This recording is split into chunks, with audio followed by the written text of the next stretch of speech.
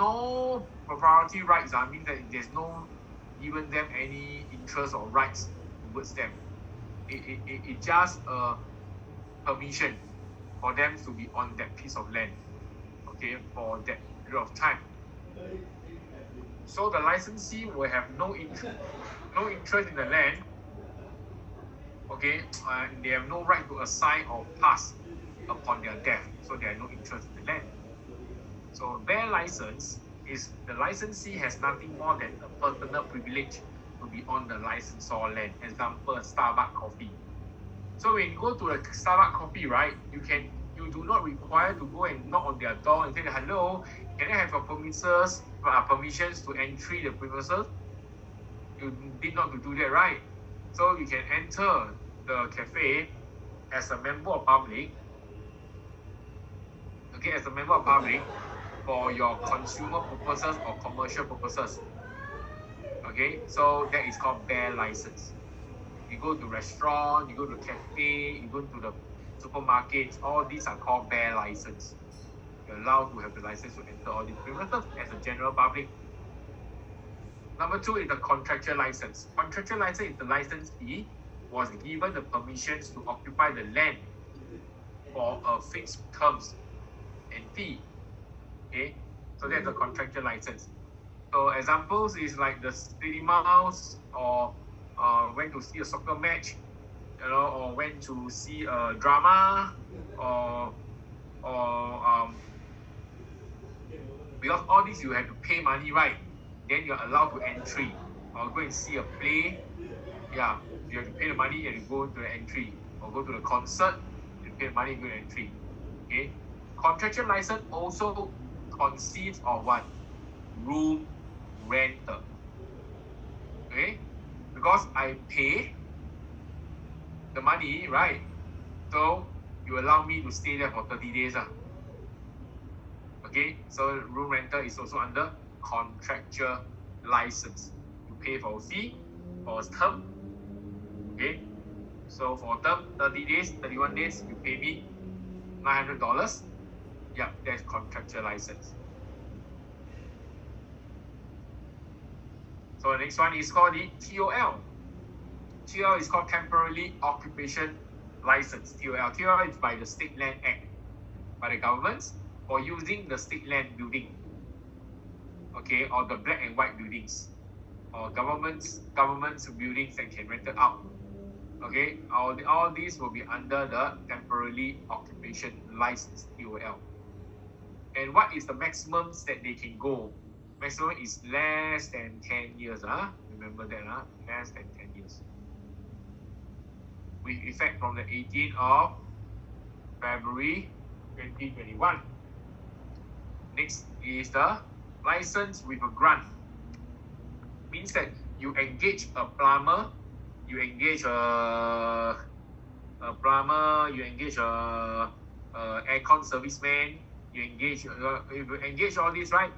Okay, so when you engage, then you are giving them a license with a grant. They come to your house, they carry out their activities. Okay, that's called license with a grant. Okay, so if the exam question asks you, okay, what is the maximum? Okay, what is the maximum?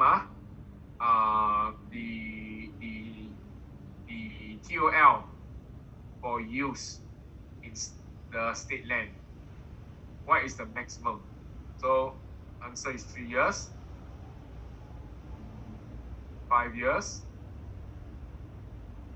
9 years, and 10 years. So which is the maximum? What is the answer? What will be the answer?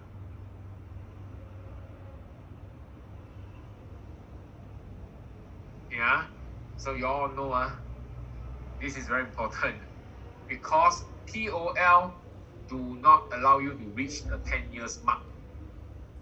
So if whether it's a monthly, yearly, daily basis, right? The most is 9 years, 364 days. That is the most they can go. Okay, not 65 days, 64 days. Okay?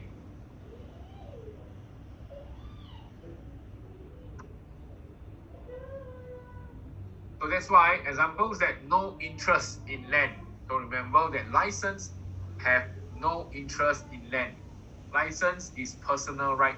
It's not a legal right. So it's I license to you. You can stay there for the moment. So you all see, you all went to Ang Mo Kio or Toa Payoh or anywhere, right? All the shop house, right? Then outside they have this yellow line, right? All right, and then sometimes they sell handphone. Sometimes they put their own things to sell, whatever, right? If they sell handphone, right? Those he rent the counter out to the people who sell handphone, right? This one, the counter, right, is actually the license. They give the license to the counter to sell their phone. Okay? So they have no legal interest on. They just have a permission to put their product there to sell. Okay? They just have a permission to put the product there to sell.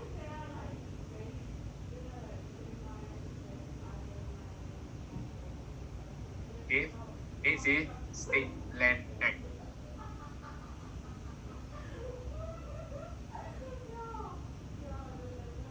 So Land Betterment Charge 2021, and with effect from the 1st of August 2022, okay, Land Betterment Charge has come into effect for the planning application, land planning application, and involving lifting of the restrictive covenant. They need to lift off the restrictive covenants for the land to do some adjustment, some changes. Then you have to pay the Land Betterment Charge. So Land Betterment Charge is a tax that is to increase the value of the land. And Land Betterment Charge has replaced differential premium, development charge, and temporary development levy. Okay, Land Betterment Charge have replaced all this. Then it applies to all planning permission, plan lodgement, and variation of restrictive covenants. Then a fee of 1,100 will be added on top of the Land Betterment Charge. This 1,100 is to update the database on. It's an outdating database fee. And the collection of the charge by Singapore Land Authority. The charge will be by SLA, collected by SLA. Patrick? Yep. Able to give some examples of land betterment charges? Coming already. Wait, okay, slides. Okay, first example. Okay, Land Betterment Charge. So in the master plan of 2014, Concourse Hotel, the plot ratio was 4.9. So they go and submit the plan, and then after that, they upgrade. Okay, intensify the plot ratio to 5.6. They pay the tax of the Land Betterment Charge to become 5.6. So you can see that 4.9 to 5.6. So the first question is that when they increase the plot ratio from 4.9 to 5.6, what is their benefit? What is the benefit? Anyone? What is the benefit? The plot ratio increase 5.6. They are willing to pay the money, for the tax. So what is the benefit having a plot ratio to increase?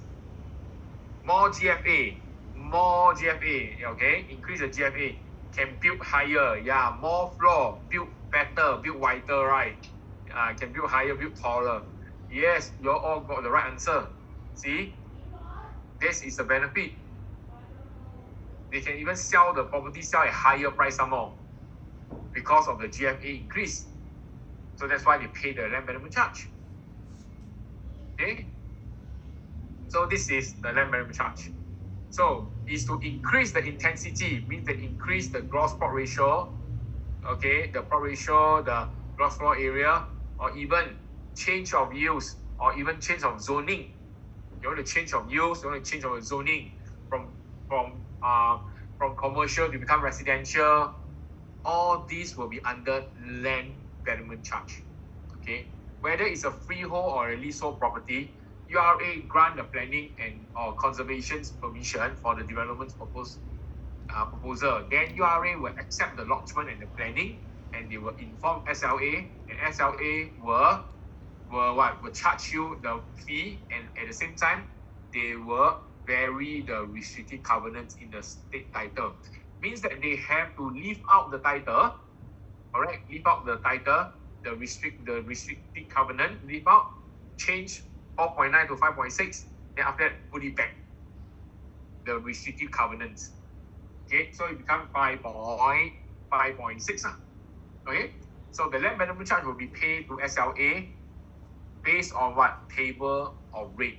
Table of rate only come in twice a year, which is March and September every year. There's this table of rate. Every March they will change. Every September they will change. So the land betterment charge, if they are just all on that category, then they will pay based on that category. Okay, so if the March one is cheaper, right, then lucky they got the cheaper one.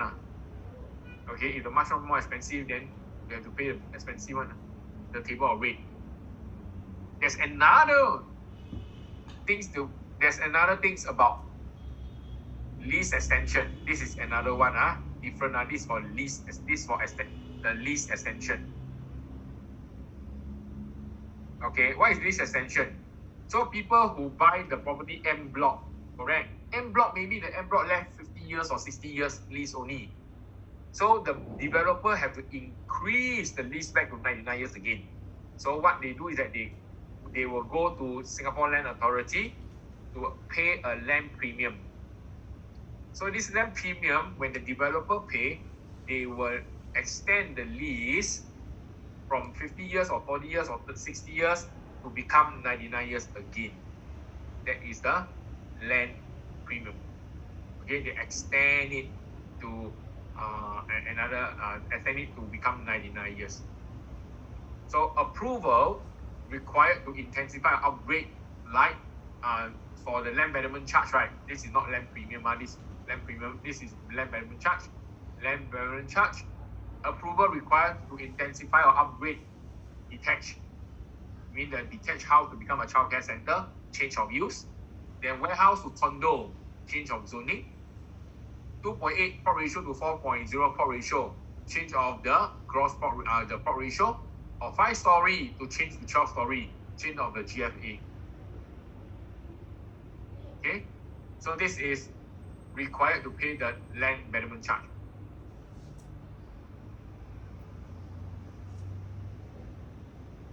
So how do they file land betterment charge? Okay, so stage number 1, landowner, they need to submit a development application called the DA. What is the purpose of the DA? Declare use and intensity. Then URA will grant a PP, which is called provisional permission, because it's not approved immediately, so they need to file a PP for further proposed. PP is for what? For proposed use and intensity. Further proposed to let the URA know that, oh, we are doing this with this. That's why we need to increase the plot ratio, we need to increase the GFA. So after they send the PP, right, Singapore Land Authority will issue a LO. What is LO? It's called liability order. How much is the land betterment charge you're going to pay? And the landowner will pay the LBC within 1 month upon receiving the LO. Then the landowner will compile all the planning conditions and make the resubmission to URA, and URA will grant a WP, which is a final approval use and intensity. Then after URA granted this, right, they will check, do they have any further LO to pay or not. If there is LO to pay, additional LBC to pay. If there's no LO to pay, then they will go to the landowner, will execute the supplement title, means the new title. Okay, so you must remember what is DA, what is PP, what is LO, what is WP. Okay, what is the purpose of them? DA is submission, is the application. PP is propose the use. Okay, DA is declare the use. PP is propose the use. LO is the amount that you need to pay. WP is the approve of use. Okay, So what happens if it's approved immediately without going through the PP? So same thing, they submit the DA and then approved immediately, then you skip. Jump to 7. Okay, jump to 7. Final approval use, WP. Then SLA will issue a LO. Then you pay the LBC. Then the landowner will execute the supplement title. Means that he skip 2, 3, 4, 5, 6 immediately. Jump to 7. Okay, if it's immediately approved, do not need to submit the proposal. After they declare already and URA, oh, okay, can approve, then they do not need to go through the proposal, the proposed use and intensity. Immediately it go to approved use and intensity. Okay, so this is what the URA you need to submit. That's all. Yep.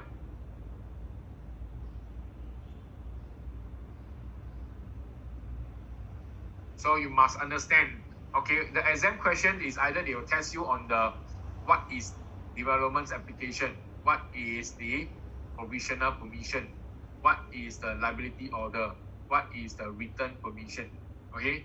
And then second things that they will test you, right? Okay, what the clients or the landowner need to do before he was granted his PP. What? Before A, maybe he says that submit written permission. B, submit development permission. C, submit a development application or something like that. They may ask you. Okay, so you have to understand the structures over here for LBs. Okay. So State Land Act, right, the state land rules, the license and tenancies. Collectors of land revenue may issue licenses for the occupation of state land for temporary purpose. So maybe they'll build a temporary workers' quarter, right? Then this is for the purpose. Remember that TOL is shall be issued and renewable, right, for the term of less than 10 years. So Commissioner of Land may, in his description, right, invite the application TOL by auction or tender. Usually is tender. Very seldom auction one. Very seldom. Okay? So TOL, remember TOL, the condition is that TOL must not be assigned without a written consent. You cannot pass your TOL to any people without the written consent. Okay, TOL is to be ceased. Then you have to stop the TOL or determine on the death of the licensee. So licensee not to let or sublet except with the written consent. Licensee not to let or sublet except with the written consent, and no permanent building nor structures to be erect except with prior written permission. Means that you cannot have permanent building. It all must be the building can be easily dismantled. Okay, if you're doing if you get a TOL, you want to build a workers' quarter, temporary workers' quarter. So the structures cannot be permanent.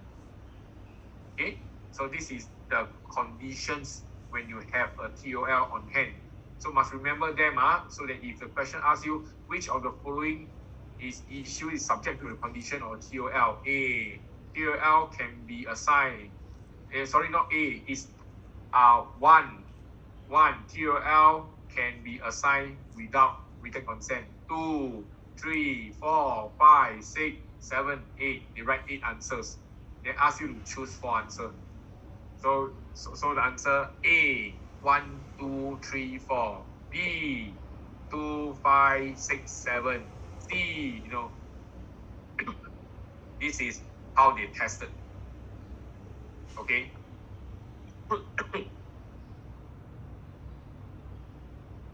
This is the worst one. Why? Because sometimes the question can be very short. Okay, the question is very short. So the question may be 2 lines only, But the answer is number 1, answer very long. Number 2, answer very long. Number 3, answer very long. And number 4, answer very long. Number 5, answer very long. Number 6, answer very long. Then after you read the 6th answer, right, Then you'll tell you answer question the A, you choose A is 135. B 246. D, okay, 124. D 256. Okay. Then you choose the answer. But you have to read the whole 6, 1 to 6, Then time wasted already. Yeah. Okay.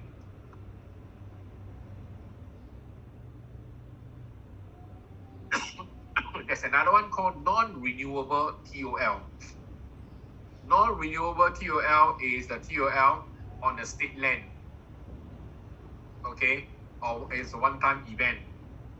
So this TOL is on the state land on one-time event only. So maybe it's a 3 days event. It's like this one, the 7-month festivals, funeral, all these, all are getting a TOL from the state land. Okay.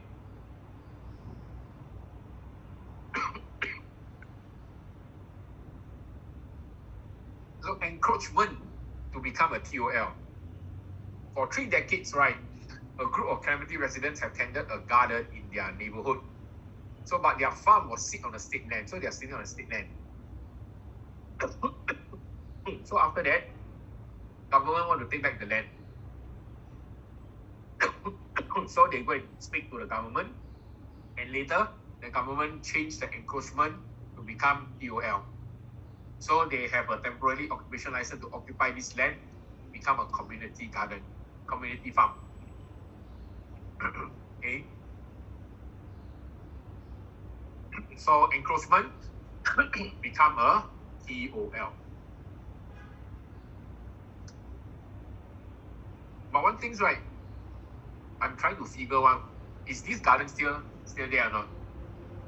I was wondering, the day I was wondering, is it they build more and more houses building already? Is this garden still there? Yeah. Okay. So very interesting. I always want to find out, but I always forgotten.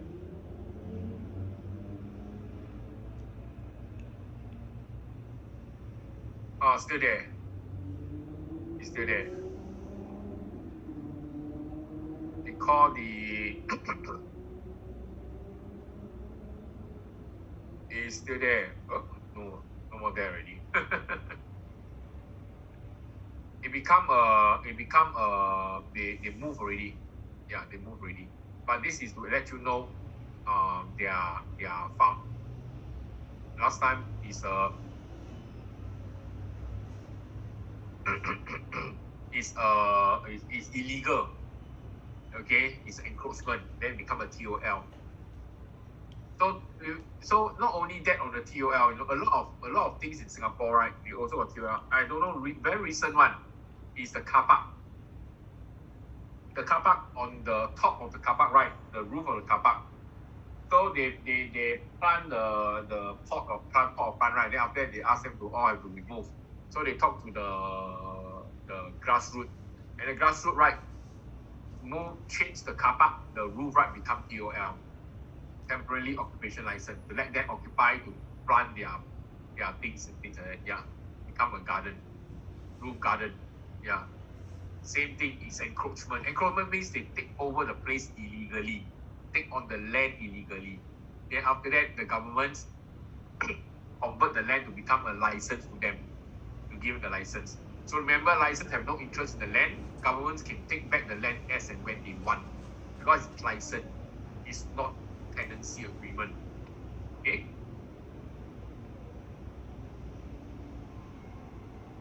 Okay, this exercise. Let's see.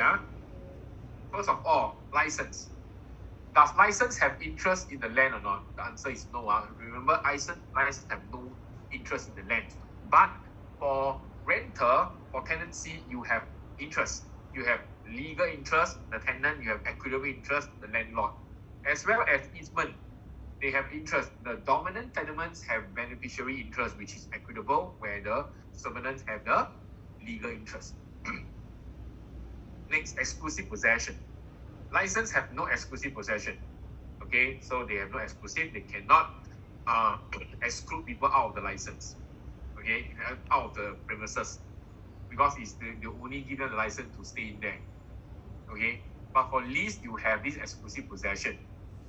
You can stop the landlord from entering the premises. For easement, no exclusive possession. Why? If the easement got exclusive possession, means dominant tenements have the exclusive possession of the road. So the owner, servants cannot enter the premises. No, servant tenants can enter premises. That if that road is an easement, it allows the landowner to go in and do something also.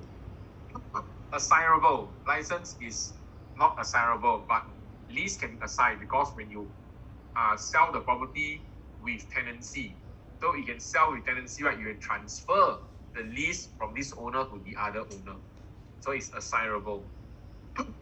Easement is not assignable. Easement is run with land. You don't assign. Okay. Then can revoke during terms. Yes, license can revoke during terms. You can revoke the license. Say that I don't need. Okay, you want under end of license will give you under end of the month. You have to leave.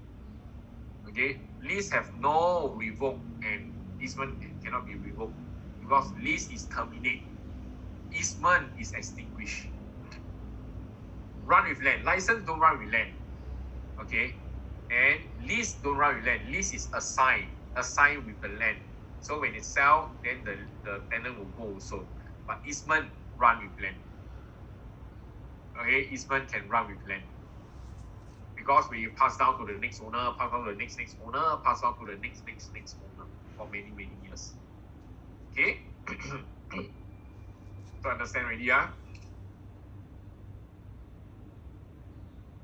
Next is Land Acquisition Act. Governments may acquire private land from owner for public purposes, such as economic and infrastructure developments and public programs. So they want to build MRT, they want to build expressway, build road, build housing, hospital. Okay, they can acquire the land from the general public. So the owner will be paid based on market valuation. And Singapore Land Authority will administrate the whole Land Acquisition Act. Okay, let's see the videos for the land acquisitions.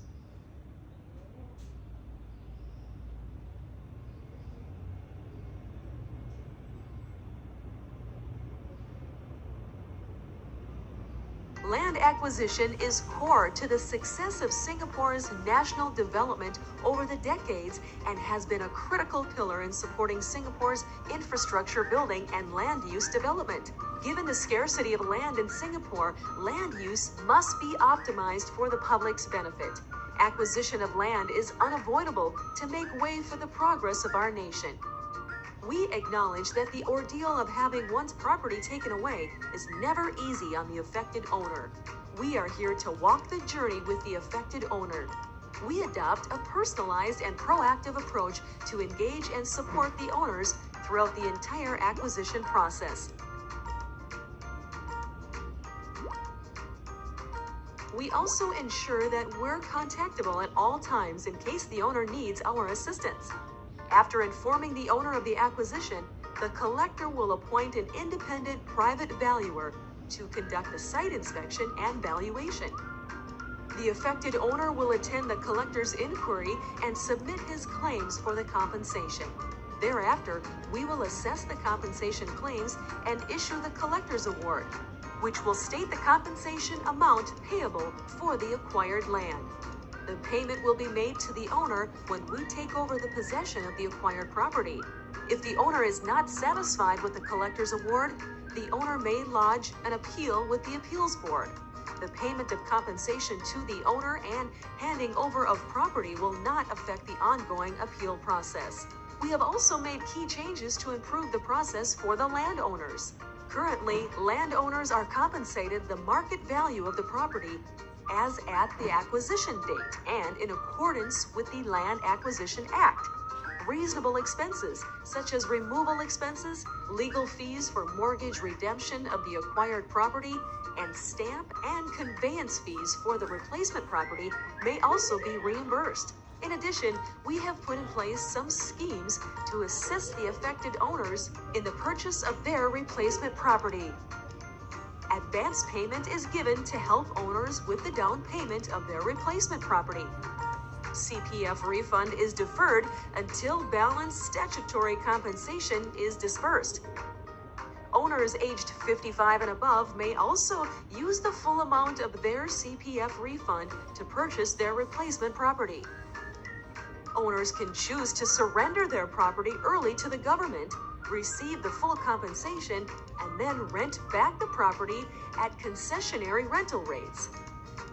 We have worked with MAS on the waiver of the loan-to-value limit and total debt servicing ratio for eligible owners to take a higher amount of loan. Should owners prefer to apply for a HDB flat, there is a waiver of the 30-month wait-out period for purchase of a new HDB flat and priority balloting of new HDB flats. Valuation fees incurred by owners to submit their claims may also be reimbursed. To ensure a smooth transition for the affected owners, we act as a single contact point for them with the other government agencies, banks, and solicitors.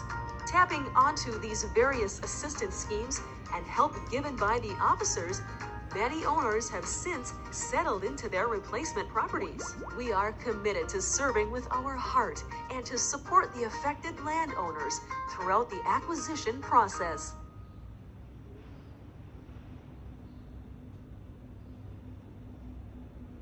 Okay.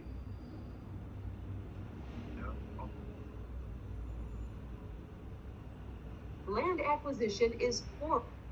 Okay, so land acquisitions, right, for this part, right, you need to remember is these three key things. First key thing is the collector's inquiry. Collector's inquiry means that the collector will obtain information to assess the compensation amount. So it will invite the landowner, right, to submit their claim to the collectors at this point. That's collector's inquiry. And the next one is called the collector's award.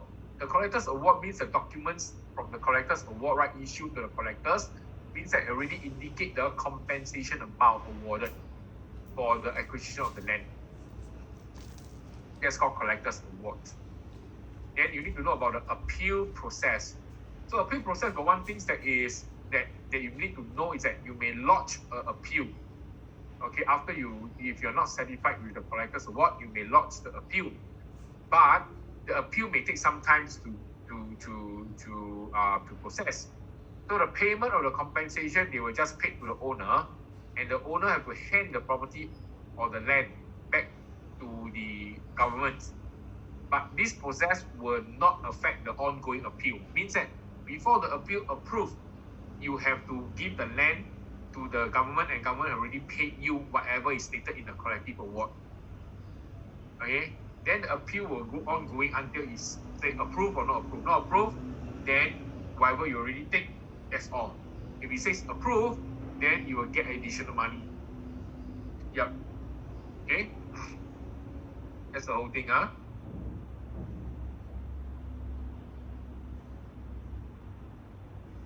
Okay, any questions?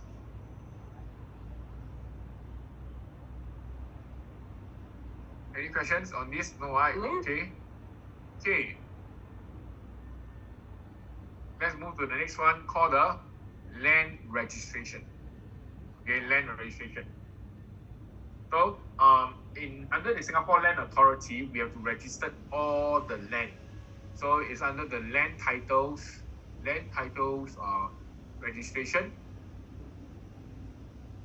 Our landed HDB, private property, HDB and the flat, and also the commercial industrial, all have to register with the land title registry. Okay, so the registry record all the encumbrances, okay, the mortgage, the charge, okay, the restricted covenants, everything will be registered in the record. Then it protects the right of the property owner. So the property owner will be protected, and it prevents the fraudulent transaction and to prove the titles of the owner by the land title registry. Okay, in Singapore there are two systems running now at the moment. So we have the common law deed system and the torrent system. This is the old system, which is left approximately about 5%. This is the new system, which is already completed 95%. Okay, this is a newer system, that is the older system. But the system changed in many years ago. Okay, before many of us born, already changed. But until now, they still haven't complete changing. Why? Because there is 5% can't change because they registered with the land deed system, right? Unable to move to the torrent system. Yeah, so still figure out one by one. Okay, so now what is the purpose of knowing these two systems? Okay, CA, they will test you the difference between the old system and the new system. They want to know your understanding between the old and the new. So let's talk about the old one. The old one is a registration of deed act, okay, under the registration of deed act or the registration of the deed under the common law system, which the interest of the land, right, is passed by the act of the party. What kind of act? The person take the deed, sign the deed, seal up the deed, and deliver the deed to the new owner, and job done. Transfer is done. Take the deed, sign, chop, and deliver to the buyer. Then done. The property have transferred to the buyer. It's so simple. So the deed is a legal document that transfer ownership of a real estate. It contains the name of all the old owner and all the way to the newer owner. And there is a legal description of the property and signed by the person who transferred the property. So you can see, right, the whole deed, right, will be seller, buyer, seller, buyer, seller, buyer, seller, buyer, seller, buyer. All their names inside, from a very, very old one to the new one. Okay, under this common law deed system. Then the registration of the deed is not mandatory. So common law deed system, right, registration is not mandatory. But there's two reasons to make them register. The first reason is called secure the priority. Means that if suddenly you have the deed, someone also have the same deed, conflict with your deed, because it's the same property. So you have a title, I have a title. So two deed conflict. How? Whoever have registered will have the priority. Okay, we're given the priority. Whoever is registered first, that your deed is the correct one. You have the priority. Okay, or competing interest. So you have the priority. As long as you register, you have the priority. Okay, and next one is evident. As long as you registered your title deed, okay, you will be able to admit your deed to the court if there's any dispute. If you don't register, you're not allowed to admittable, okay, not admittable to any of the court of the law as an evidence. Means that if today you never registered your deed with under the old system, and then there's a conflict, you can't bring it as evidence, because you never register. So you won't be able to submit to the court as evidence. So because of these two reasons, it makes people want to register their deed. Okay. Then conveyancing practice are very tedious. Very, very tedious. Why? Because they need to trace back the 15 years good roots, Means that they need to find out what happened on the last 15 years. How's the property in, out, sell, buy, sell, buy, sell, buy. They need to check back all the 15 years. Is there any suddenly sell but no buy? The buyer disappeared. Then after the next one is sell, buy again. Okay? They need to trace back 15 years to prove the title is on good roots. Good roots. So the last deed, the latest deed, right, because of this thing, right, the latest deed sometimes may not be able to sufficient to prove the ownership. Yeah, the old deed. So that's the reason why that in 1960, governments have do a research in Australia, and they found this system called the torrent system. Okay, so they bring this system into Singapore under the land title system. A land title registrar is to be there, and registration now become mandatory. Registration become mandatory, and it will affect the transfer of the estate or interest in the land. So it means that it all will have to register. Mandatory now, so it can transfer. Then conveyancing practices is easier now because everything is transferred, everything have to mandatory. And standard form are used in place of the deed. So you can see Singapore Land Authority, right? Under authority system, right? Every standard you want to submit this a standard form, you want to submit that the standard form. So everything is on standard form. And single document to prove of ownership now, like certificate of titles or SSCT, is only one page to prove that you are the owner. Then it contains of all notifications of any deal over the land. So no need therefore to trace back 15 years, because wherever there's a transaction, you will send a notice. There's a transaction, you send a notice. Okay? So therefore, right, they don't have to go and trace back what 15 years, what happened, no. Because the notice all is well kept. Okay? So remember, under the Torrens system, right, there is a three guiding principle. So first principle is called mirror. So the Torrens system will only review necessary information relates to the land. It don't review other things. Only things that is related to the land it will review.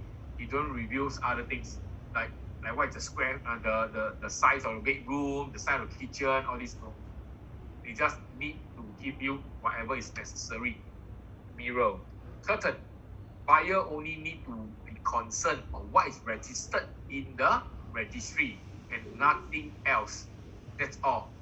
Okay, what is registered registry only? That's all. And lastly is the insurance. Okay, provide for compensation loss if there are error made by the land title registry. So it means that if government make mistake, right, but government pay you the money, compensation loss. Okay, because it's insurance. Okay, so under the land title system, the new one, okay, the three guiding principle is mirror, curtains, and insurance. So once a title is properly registered, it cannot be challenged. In the law term, we call indefeasible. Unless there is a forgery or fraud, it is conclusive and guaranteed by the state. Okay? So remember that, that it is indefeasible. So a lot of people been looking at, wow, I mean, if really there's mistake or whatever, right, the governments will pay you. Yeah, in birth they say already, it should. Yeah. Okay.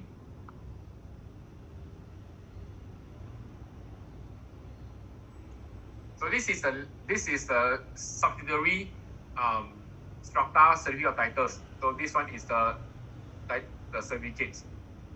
Okay. So they will have all the volume, estate and land, everything, right? All is stated down very clearly. What is the size, the square feet? Okay, everything is stated down very clearly in this one pages subsidiary certificate, strata certificate of titles.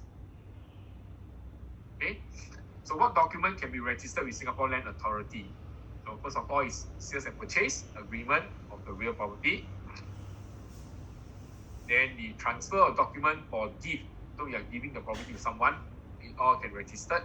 Then the mortgage agreement for foreclosure. Then the lease or tenancy agreement that is more than 7 years.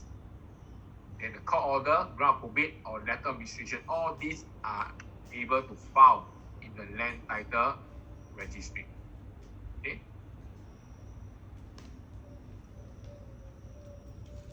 So Torrens system. So some interest that need not to be registered. So what is not to register with Torrens system? Short-term tenancy do not need to register. Statutory easement do not need to register. Okay, they are not reflected in the CT. They are not reflected in the certificate of titles. Okay, so remember some of the interest they do not require to register. Okay, and then that's why they are not, because they do not need to reflect in the titles. Government policy are systematically, right, gradually converting the old system, okay, into the new system. But there is some properties that are unable to transfer, so it takes very, very long. Okay, then So 7 years is called a short-term tenancy. So remember on the top right, it says that some interest do not need to register. For short-term tenancy, short-term tenancy is how many years tenancy? Is less than 7. 7 or lesser do not need to register in the torrent system. Okay, after 7, more than 7 years, have to. Okay? Okay. Any question, ladies and gentlemen?